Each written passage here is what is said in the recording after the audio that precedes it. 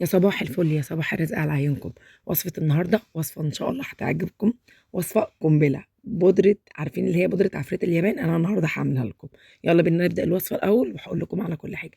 جبت هنا أي بولة عندي قديمة كده مش هستخدمها إلا في الشغل أو في الحاجات دي. جبت هنا عندي ربع كوباية ملح الأكل اللي احنا بنعمل الملح العادي.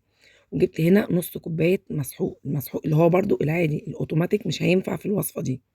وعندي هنا 3 معالق بيكربونات صوديوم من عند العطار بيتباعوا. وركزوا في المسحوق، المسحوق ما يكونش اوتوماتيك، مش هيفعل معايا في الخلطة دي خالص. وعندي هنا بقى السر والمادة الخطيرة بجد اللي دي ما ينفعش الخلطة دي من غيرها. البيتوز. البيتوز دوت برضه بيتباع عند اللي هو الراجل بتاع مستلزمات اللي هي الصابون والمسحوق والحاجات دي. هحط 4 معالق. همسك بقى المكونات دي كلها كده اقلبها مع بعض كويس جدا. اولا ينفع تفتحي مشروع بالوصفه بالمكونات دي. ينفع كده تاخدي معلقه كبيره تحطيها في كيس تبيعي ب5 جنيه، تبيعي بقى ب10 جنيه حسب انت وشطارتك، على اصحابك على قرايبك.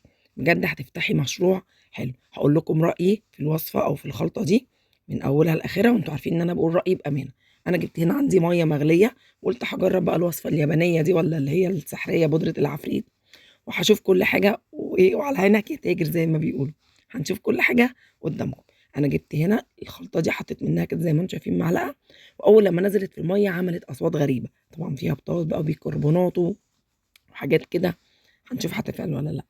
للأمانة وبصراحة هي ما عجبتنيش في الألمونيا، أو ما عجبتنيش أصلا في المواعين بتاعتي. مش 100 يعني هي 40% نضفت لي. ومش كانت دي برضو يعني اللي هي البودرة اللي في دماغي أو الخلطة اللي في دماغي، لأ مش هي بصراحة. فشلت خالص في المواعين، فهي مش حلوة جدًا، يعني بجد مش حلوة جدًا في المواعين خالص. عايزة أقول لكم بقى أنا أعمل إيه بقى. طب ما أنا كده عملتها هاستخدمها في إيه؟ مسكتها بقى في الأرضيات وفي قاعدة التويليت وفي الحوض. عايزة أقول لكم خلّيتها بجد بودرة عفريت، بودرة عفريت. والله العظيم خلطة سحرية في الأرضيات والأحواض. عايزة أقول لكم خلّيتها زي الفل. آسفة لإن صوتي تعبان فاستحملوني معلش. أنا كده باجيب لكم باقول لكم للأمانة هي ما عملتش معايا حاجة في المواعين. ده براد كان قديم المفروض إن هي بقى تخلّيه ترجّعه جديد. لأ على فكرة ما عملتش أي حاجة خالص. مش مدياني نتيجة كويسة خالص في المواعين.